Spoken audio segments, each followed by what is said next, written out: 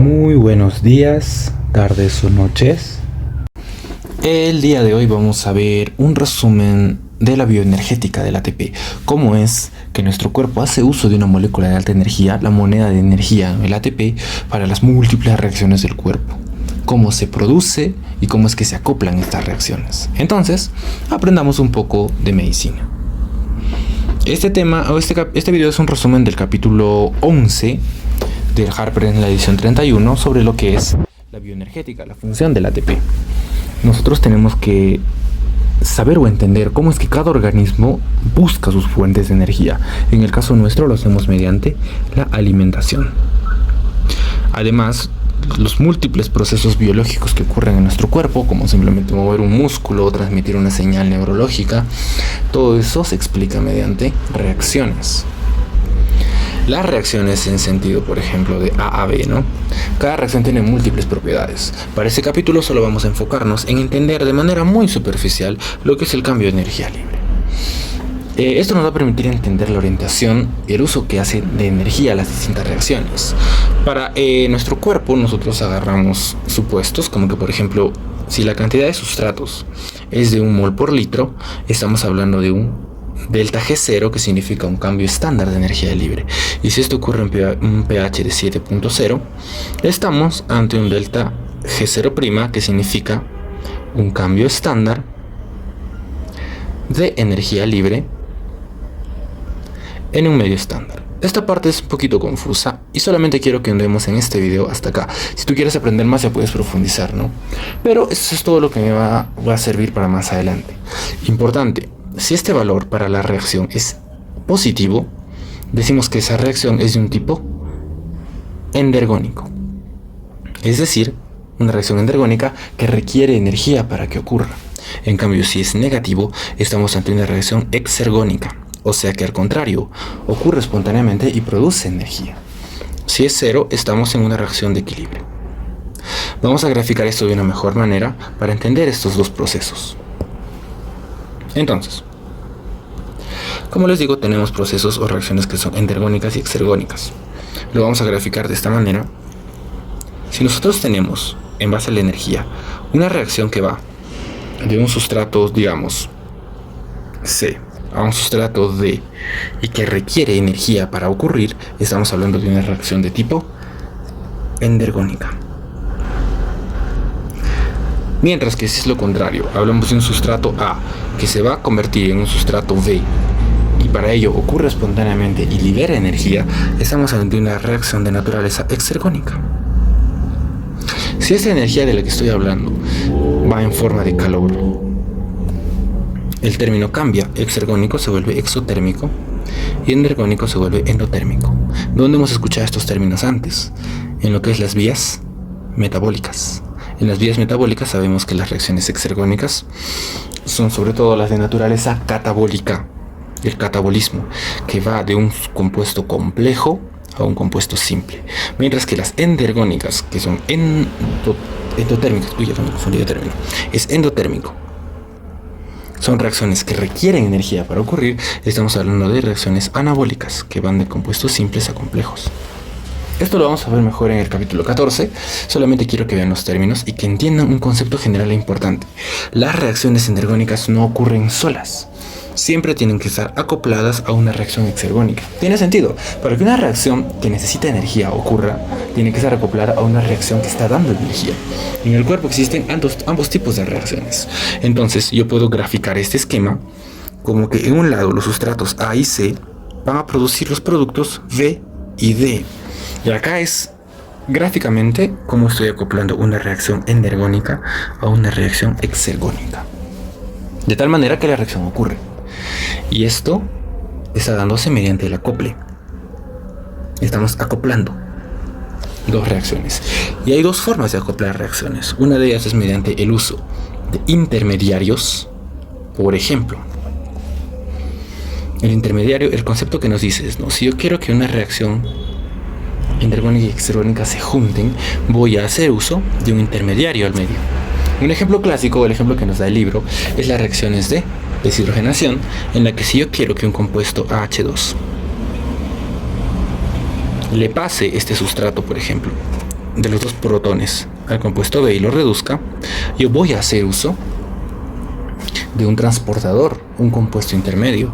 Entonces los dos protones van a pasar primero a un transportador y se van a cargar, y después estos dos protones libres van a transportarse al compuesto final y vamos a tener el BH2. Como ustedes ven acá, el intermediario del que estamos haciendo uso es el transportador, ¿cierto? ¿Cuál es la ventaja de este mecanismo de acople? Algunas reacciones usan este mecanismo porque controla, se limita. Para que esa reacción ocurra tiene que estar muy bien regulada la función o la presencia de un transportador. Si no hay transportador, la reacción no procede. Si hay mucho transportador, sí va a proceder. Entonces esto lo usamos sobre todo para lo que es respiración. Sí, lo vamos a ver más adelante en los capítulos de oxidorreducción, etc. Sin embargo, la forma de la que nosotros vamos a hablar en este capítulo sobre todo es mediante la síntesis de un compuesto de alta energía. ¿Cómo estamos acoplando reacciones con la síntesis de un compuesto de alta energía? Un compuesto altamente energético. ¿Cómo va esto? Esto quiere decir que una vía exergónica está produciendo, o en este proceso se está sintetizando un compuesto altamente energético. Y este compuesto altamente energético después va a poder pasar a una reacción endergónica que requiere energía. De esta manera, sin que haya un intermediario, sin que estén estructuralmente juntos, las reacciones se están acoplando. ¿Cuál es la ventaja de este mecanismo? Que el compuesto altamente energético puede ser producto de múltiples vías y a su vez puede usarse en múltiples reacciones. Las reacciones no tienen que estar acopladas directamente, sino hacen solamente uso de un compuesto energético. No dependen de un intermediario, no dependen de un transportador. Ocurren así. ¿Ok? Entonces la ventaja de esto es que nos da mucha diversidad. Y cuando hablamos de compuestos energéticos, ¿cuál es la moneda de energía que usa la célula?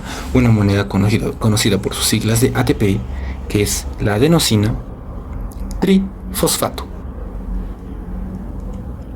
Vamos a hacer un dibujo y un esquema bioquímico de cómo se ve la molécula de adenosina trifosfato. Y todo empieza con la adenina. Ok, como ustedes sabrán por conceptos previos, esta es una adenina. Una base nitrogenada, de aquellas que se usan en el manejo de lo que es los ácidos nucleicos. Tenemos a la adenina, guanina, citosina, timina y uracilo, ¿recuerdan?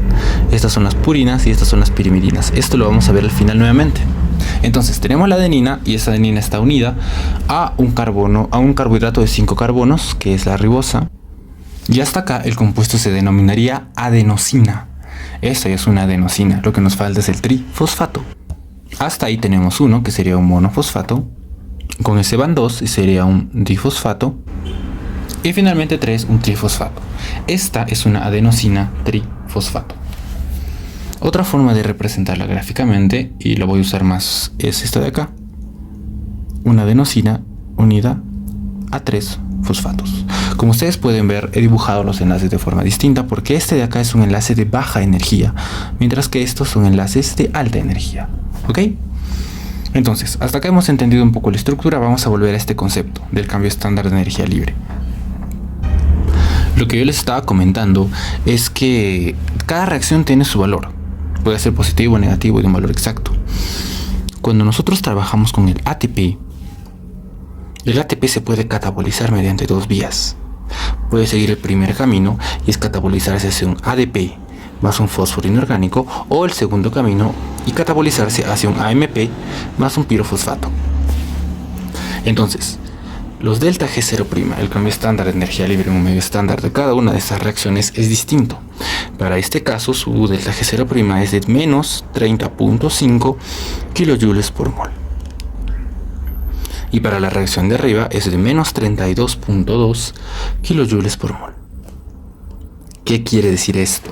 Ambas reacciones son negativas, ambas reacciones son exergónicas, producen energía en esta reacción. Y además, la reacción de la ruta número 2 es más exergónica, razón por la cual produce más energía y se usa para reacciones de alta energía. Entiéndame un concepto ahora. Estas reacciones catabólicas se van a usar para acoplarse a otras reacciones. Cuando nosotros vamos a acoplar esto a reacciones comunes, la gran mayoría de reacciones de metabolismo, usamos el camino número 1, el que más se usa.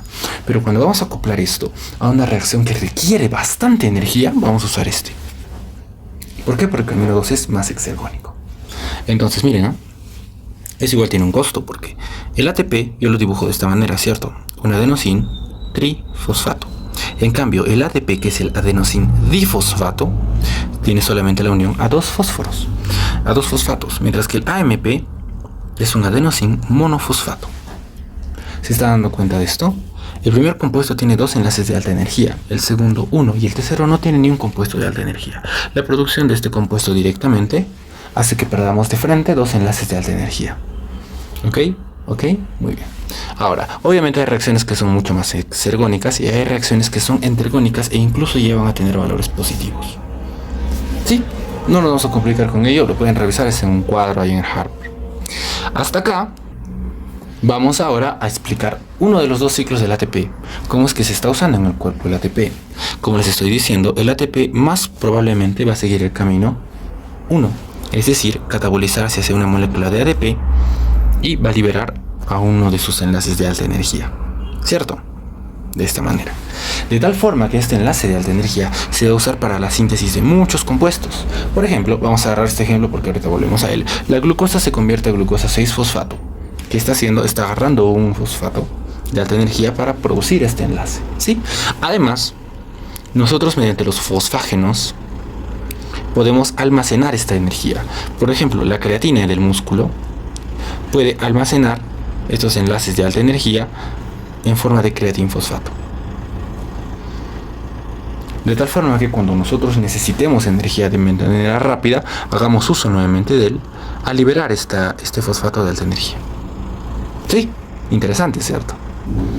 Ahora, ¿y cómo vamos a producir el ATP? Bueno, acá es un poco obvio, ¿cierto? El ADP se va a unir a uno de los fósforos, uno de los fosfatos, para producir ATP.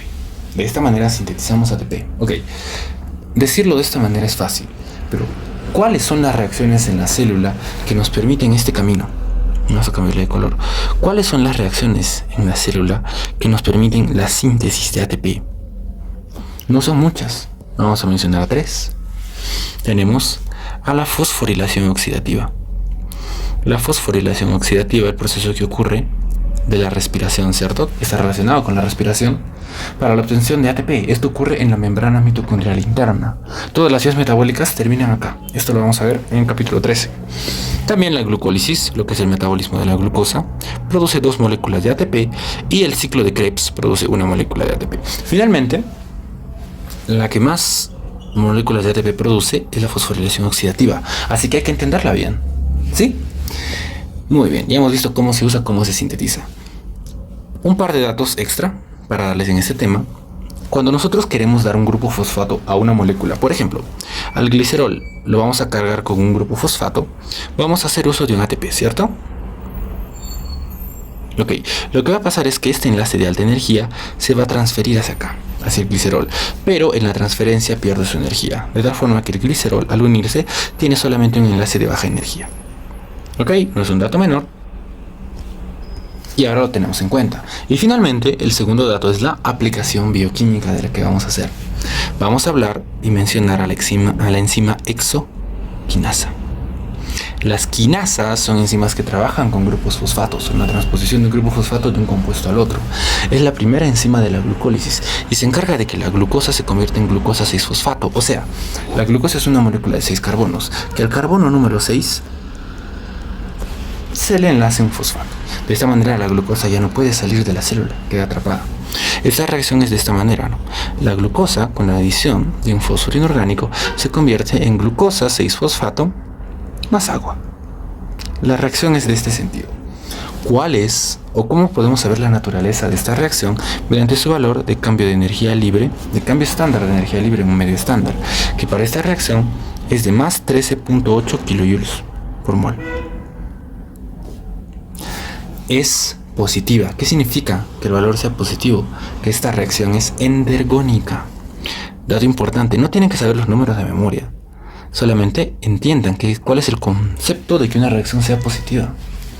Entonces estamos ante una reacción endergónica que requiere energía. ¿Qué hace el cuerpo? Lo acopla a otra reacción, al catabolismo de ATP, que va a ir para ADP por la ruta número 1, la más común, y un fósforo inorgánico. Hemos visto en la parte de arriba cuál es el valor del delta G0' para esto.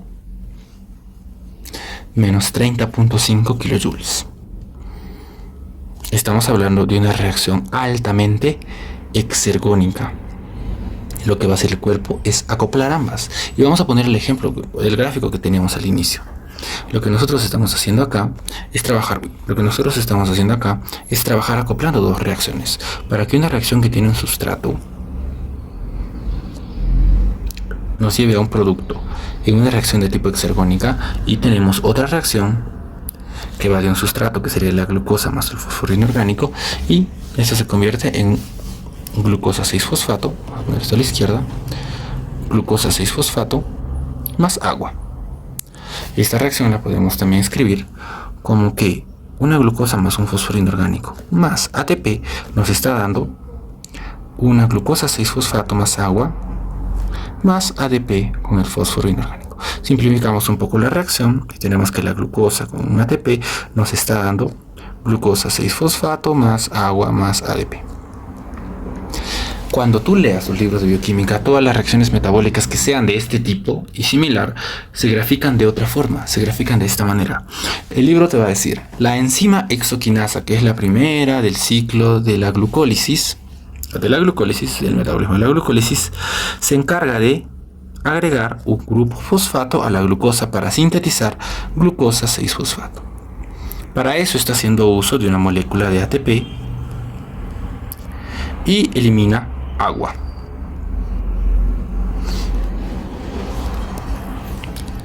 Esta de acá es la forma en la que el libro te va a presentar las diversas reacciones. Y tú lo puedes ver de manera superficial y entender qué es lo que está ocurriendo, o puedes un poco más tratar de explicar ese concepto y ver cómo es que tu cuerpo se ha encargado de acoplar una reacción de naturaleza endergónica con una reacción de naturaleza exergónica. Y así es como se va a graficar, para que así lo puedan entender y explicar. ¿Ok? Entonces, con esto ya hemos visto cómo es que se está ocurriendo, se están acoplando dos tipos de reacciones distintas. Y ya para terminar con esta parte vamos a hacer mención de 3 enzimas extra para tener en cuenta y explicar el siguiente procedimiento. Vamos a hablar de la adenililquinasa. Como buena quinasa, ¿qué es lo que se encarga de hacer? De mover grupos fosfato. Lo que hace es agarrar un ATP y un AMP y producir 2 moléculas de ADP. ¿Cuál sería una función de esto? Tiene varias funciones, ¿no? Pero una importante es, por ejemplo, cuando tú haces ejercicio o alguna actividad en tu célula y la célula está consumiendo gran cantidad de ATP al acoplarlo en reacciones endergónicas, el ATP se va a degradar por el camino número 1 hacia ADP y fosfato inorgánico. ¿Qué es lo que pasa? A medida que esta reacción aumenta, la cantidad de ADP aumenta, y cada 2 moléculas de ADP que tú uses mediante la adenilquinasa puedes producir nuevamente ATP y puedes producir AMP. El ATP vuelve a ser usado y este ciclo continúa hasta que se desgaste. ¿Qué es lo que no estamos usando? El AMP, que va a empezar a aumentar con esta reacción. Conclusión: cuando tu célula usa mucho ATP, aumenta la cantidad de AMP, y el AMP funciona como un estimulante alostérico para enzimas catabólicas. ¿Por qué? Porque el AMP aumentado significa que tu célula está haciendo mucho uso de energía y que va a decir, hey, baseen todas las energías, las reservas de energía para sintetizar más ATP. Entonces es por eso que una importancia de la adenilquinasa es que permite a las vías catabólicas activarse, ¿no? De manera alostérica. Esa es una aplicación, lo pueden leer más a profundidad. La siguiente enzima de la que vamos a hablar es de la acil-CoA-sintetasa. Tenemos que recordar que el acil hace referencia a los ácidos grasos. Lo que hace esto es activar biológicamente a los ácidos grasos, acoplándoles una coenzima A. Esto lo vamos a ver en lípidos, no se preocupen. La importancia de esta enzima es que esta enzima es una enzima que requiere grandes cantidades de energía. Entonces, recuerdan lo que vimos hace un rato. Cuando el ATP va por la ruta número 1, da energía, pero cuando va por la ruta 2 da mucha más energía. Cuando nosotros estamos ante una reacción que requiere grandes cantidades de energía, hacemos uso de la ruta número 2, razón por la cual cuando funciona esta enzima el ATP se degrada hacia AMP y pirofosfato. Y finalmente la tercera enzima de la que vamos a hablar es de la pirofosfatasa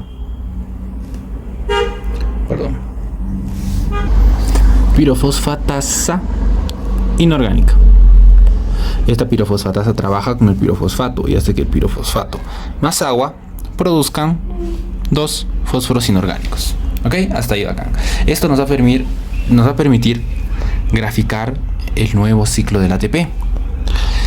¿Cómo así? Miren, como les estaba explicando, el ATP en la gran mayoría de casos se va a catabolizar hacia una molécula de ADP y un fósforo inorgánico. Cuando haga uso de la cuando haga uso de la acilcoasintetasa, también puede degradarse en un AMP y en una molécula de pirofosfato. ¿Ok? Hasta ahí lo hemos entendido todos. Genial, porque esto es una reacción de alta energía. Después, mediante la adenililquinasa, una molécula de ATP y una molécula de AMP producen dos moléculas de ADP. Mediante la pirofosfatasa inorgánica, este pirofosfato se va a convertir en dos fósforos inorgánicos. Cada fósforo inorgánico a su vez puede ser usado posteriormente para sintetizar de nuevo ADP. ¿Y cuáles eran las reacciones que hacían uso del fosfato inorgánico y el ADP para sintetizar ATP? Acá las vimos, ¿se recuerdan? Estas tres: la fosforilación oxidativa, la glucólisis y el ciclo de Krebs. Usan ambos compuestos y sintetizan ATP de nuevo. ¿Ok? Entonces con esto ya tenemos los dos ciclos de cómo se usa y cómo se sintetiza el ATP. Todo está interrelacionado y para ello es que necesitaba mencionarles estas enzimas. Finalmente volvemos a un concepto que vimos hace un momento. El ATP está formado a partir de la base nitrogenada de adenina, pero no es la única base nitrogenada que existe. Y es que así como tenemos ATP, podemos tener también GDP, CTP, etc. Y vamos a mencionar a dos enzimas importantes porque estos también son fosfatos altamente energéticos que también se hacen uso. Tenemos por ejemplo a una enzima llamada la nucleósido difosfato quinasa, es decir, una enzima que mueve grupos fosfato para una nucleósido difosfato. Esto hace referencia por ejemplo a una UDP, que es una nucleósido difosfato porque tiene dos fósforos. Si nosotros le acoplamos ATP, uno de los fosfatos del ATP se va a ir para producir una UTP. Esa es la función de la nucleósido difosfato quinasa. Y así como hay una nucleósido difosfato quinasa, hay una nucleósido monofosfato quinasa, que la reacción es algo similar, ¿no? Solo que en arriba estábamos trabajando con difosfatos, acá vamos a trabajar con monofosfatos. Y lo que va a hacer es nuevamente un ATP. Al acoplarse a esta reacción, lo que nos va a dar es un ADP más.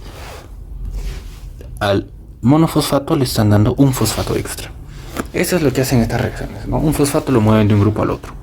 ¿Qué pasa? Como les digo, esto puede ocurrir con cualquiera de los demás bases nitrogenadas y puede pasar también con la adenina.